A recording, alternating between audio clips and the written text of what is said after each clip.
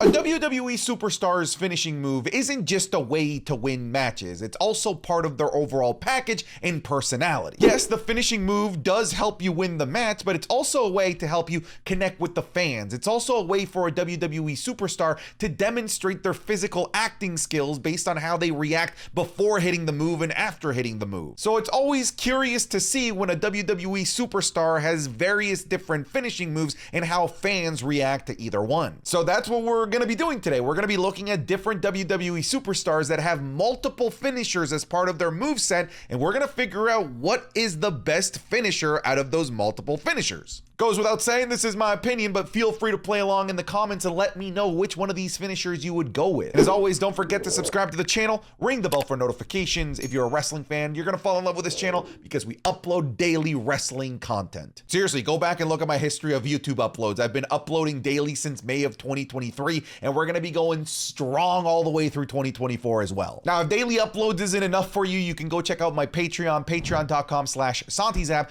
where you're gonna get even more wrestling content like my Raw reviews, my SmackDown review, and my NXT reviews. If you want the review of SmackDown New Year's Evil, it's already up. Go check it out. Patreon.com/SantiZap. The link will be in the description as well as the pinned comment. All right, let's jump into it. I figured I'd start with Randy Orton. Randy Orton has one of the most iconic and legendary set of dual finishers in the history of the WWE. Randy Orton has the RKO, arguably the most recognizable and the most popular and the deadliest finishing move in WWE history. However, don't sleep on the punt, because the Randy Orton punt went through an era where it was one of the most protected, most vicious finishers in WWE history. Story goes that was gonna end up becoming his new finisher. It ultimately didn't, because it really was ultimately a very dangerous maneuver even in the fictitious world of professional wrestling. What's interesting about the dichotomy between these two moves is that the punt is one that's very purposeful, one that is set up with pure loathing and hatred. Meanwhile, the RKO is just something that strikes from out of nowhere. However,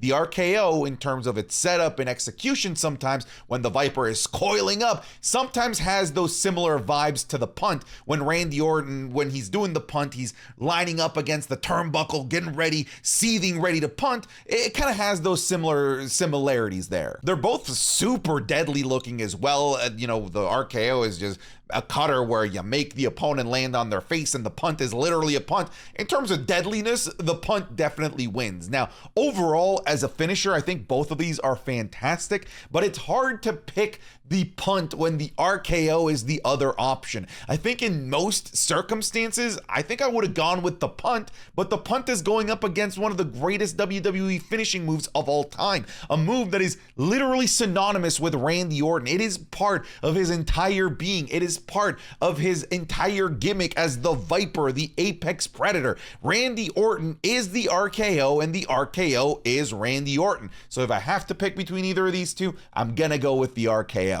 We went from one legend of the Ruthless Aggression era to another. Let's go look at John Cena now, who has the Attitude Adjustment, formerly known as the FU, and the STF, formerly known as the STFU. I'm gonna be honest, I'm not a fan of either of these maneuvers. You all know that I love John Cena, so none of this is coming from a place of bias, because John Cena is my favorite WWE superstar of all time. In my opinion, he's the GOAT.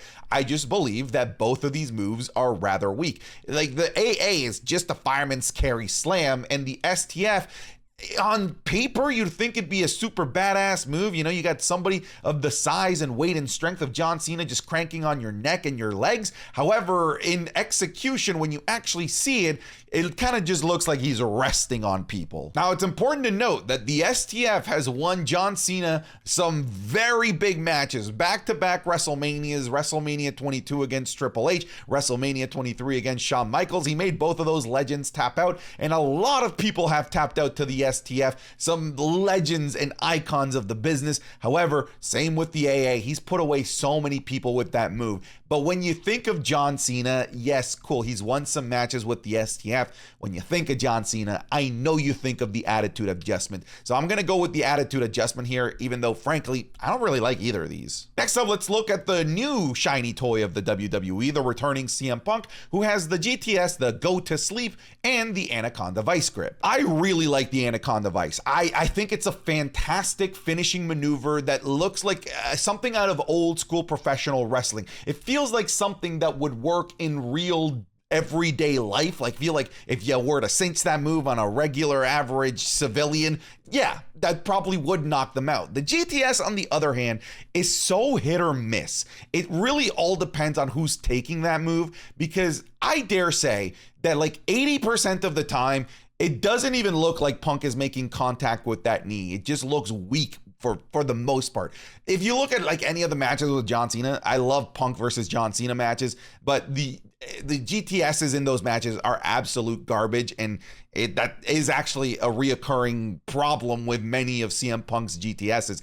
I don't like the GTS. So weirdly enough, even though I don't think it's the move that he's known for, because Punk is known for the GTS, I prefer the Anaconda Vice. So that's what I'm going with. And hey, that's how he won the WWE Championship against Alberto Del Rio. Seth Rollins went through a bit of an identity crisis there for a while, where he used the stomp, but then the WWE removed the move for being too dangerous and being too easily replicatable. Is that a word?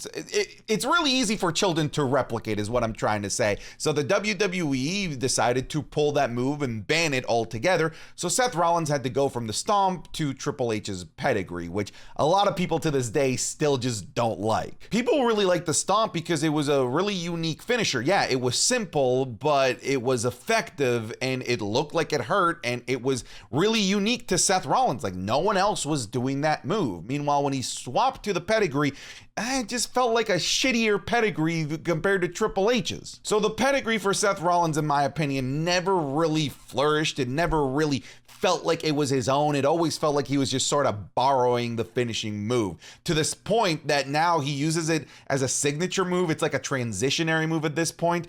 So this one's not even close. I much prefer the stomp. I think it's a cooler looking finisher when Seth does it, and I think it's unique to Seth, and it's part of Seth's identity at this point. I'm gonna go with the stomp. Here's a tough one, The Undertaker. He actually technically has 3 finishers. We didn't include the Hell's Gate in this, but he has the Tombstone Piledriver, and he has the Last Ride. Interestingly enough, the Last Ride in his Dead Man days was more of a signature, but in his American Badass days, that was his finisher. The Tombstone has been part of his repertoire, however, ever since he debuted. I gotta say, I think this is an easy one. As much as I love the Last Ride, I think it's a phenomenal move. I think it's a fantastic looking powerbomb. It is terrifying. You're up in the air with like 10 feet, it seems, and The Undertaker really brings you down like he's trying to put you through the earth. At the end of the day, The Undertaker is the Tombstone. That is what he's known for. That is how he's put away so many people during the WrestleMania streak and all through his career. It's not even a debate. You have to go with The Undertaker Tombstone here. I think this is a harder one. We're looking at Daniel Bryan now, because he has the Yes Lock, which is a different name for the Label Lock, which kind of looks like a crippler crossface kind of. And he also has the Running Knee. I love both of these because Daniel Bryan cinches in the Label Lock like it's gonna fucking tear your face apart and tear your shoulder right off the bone. However, the Running Knee is one of those simple finishing moves that just looks real, and it looks like it would genuinely knock you the F out. And I'm a big fan of striking finishers, which is why one of my favorite finishers of all time, I actually dare say my favorite finisher of all time, is the Clothesline from Hell. So as much as I do like and appreciate the Label Lock, I'm going to go with the Running Knee. I love the fact that it can be set up, it can come out of nowhere, and it looks like a legit move. So I'm going with the Running Knee. The Miz also, like Seth Rollins, went through an identity crisis where he just randomly changed his finishing move to try and become more like Ric Flair. He went from the Skull Crushing Finale to the Figure 4 Leg Lock. Now, nowadays he doesn't really win any matches with the Figure 4 Leg Lock, but you know, the commentators still like to bring up the fact that the Nature Boy Ric Flair handed that move down personally to The Miz. We don't care. We don't care. The Miz is never going to be known for the Figure 4 Leg Lock. We will never truly accept that as a finishing move of his. This is not even close. We got to go Skull Crushing Finale, baby. This is how he won his WWE championships. Both of them. I'm going with the Skull Crushing Finale. This is where things start to get a little bit crazy, because now we are on Charlotte, and she has 4 different moves in which she regularly wins matches with. She's got the spear, she has the figure 8, she has the big boot, and she also has natural selection. I'll tell you right now, I despise natural selection. I think it's an awful move and it's never going to be the one that I pick. I like the big boot because, as I mentioned, I like striking finishers. I'm a big sucker for the spear. I like the spear. However, Charlotte is a flare. She is the figure 4. And I love the fact that she has a variation on the figure 4 that has made it her own. And it's the figure 8 with the arching bridge. This is, to me, even though all of these moves are legit finishers, I know and I represent Charlotte far more with the figure 8 leg lock. That's what I'm going with here. That's what I prefer. Gunther's another goddamn enigma. Somebody who just changes their finisher depending on what episode of Monday Night Raw it is. He's got the power bomb. He's got the splash. He's got the lariat, and he's got the final symphony, which is like a sideways body slam. He used to use the final symphony way more. He doesn't really use it anymore. I like the lariat a lot, which I mentioned again before. I like the clothesline from hell, which makes sense that I like the lariat. I don't really like the splash. I feel like it's always like really awkward looking when he's getting up there and doing his superfly splash. To me, I think the best Gunther finisher is the powerbomb, and I like the zesty pin that comes with it as well. I'm going to go with the powerbomb here, especially when he goes crazy and he does like all 5 of his moves as if he's a person playing WWE 2K saving all their finishers. I like when he does all the sequence of moves at once and then finishes it off with a powerbomb. I'm taking the powerbomb here. For The Rock, we've got the People's Elbow or the Rock Bottom. I despise the People's Elbow. I know it's a fun move. It gets the crowd going. It gets people off their feet. It's silly, but it's an elbow drop. It's a standing elbow drop, for God's sake. I'm gonna go with the Rock Bottom at the very least. You know, it's a slam. It looks like it hurts, and yeah, I like the Rock Bottom. I think it's a fine finisher.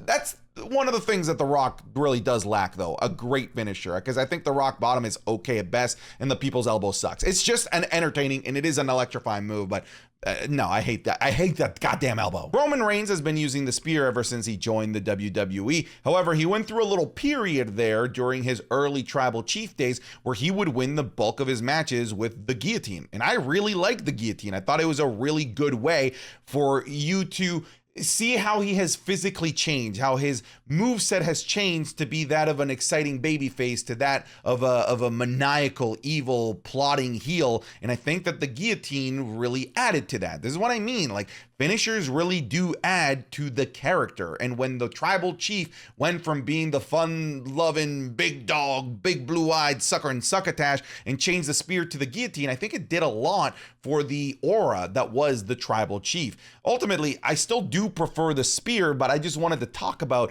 how cool it is that the personality changed, so the finishing move changed as well to the guillotine. So I'm still gonna pick the spear here, but shout out to the guillotine. I wish Roman would bring it back. In what seemed like a random episode of SmackDown, Kevin Owens just started doing the stunner as his finisher. He, for some reason, retired the pop-up powerbomb. I don't know the reason why. I like the pop-up powerbomb. I think it's a great move, and I thought that it was a very unique variation on the powerbomb that we hadn't really seen in the world of the WWE.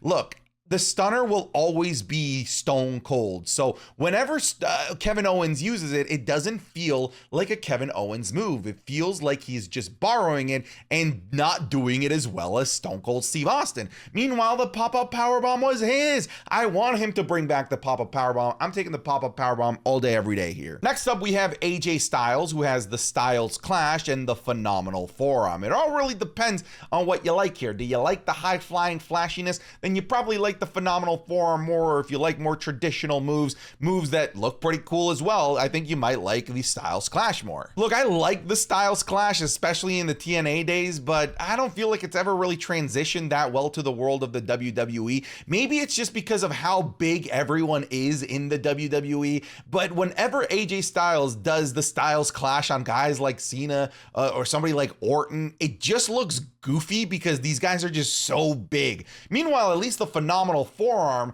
I feel like it's a move that's really unique to AJ Styles and really fits his personality as well as this indie darling turned superstar in the WWE. And it also, I mean, it's a friggin' forearm from the top of the heavens, I feel like that's a pretty damn legit finisher as well. I'm gonna go with the phenomenal forearm here. When Chris Jericho came back to the WWE in 2008, he reinvented not just his look, but also changed his finisher. He went from doing the Lion Tamer, aka the Walls of Jericho, into the Codebreaker. And I understand why make that transition. It's easier to justify getting wins over baby faces when you're not making them tap out. It's a weird world in the world of professional wrestling. Even though it's scripted, you don't want to make people's characters look weak by making them tap out. So I get why they made the transition. However, I despise the Codebreaker. I think it's a lame ass finisher. I much prefer the Lion Tamer / the Walls of Jericho. It's far more iconic. Whenever I think of Jericho, this is what I'm thinking of. I mean, for God's sake, it was part of his entrance theme. Break the walls down, breaking down the walls.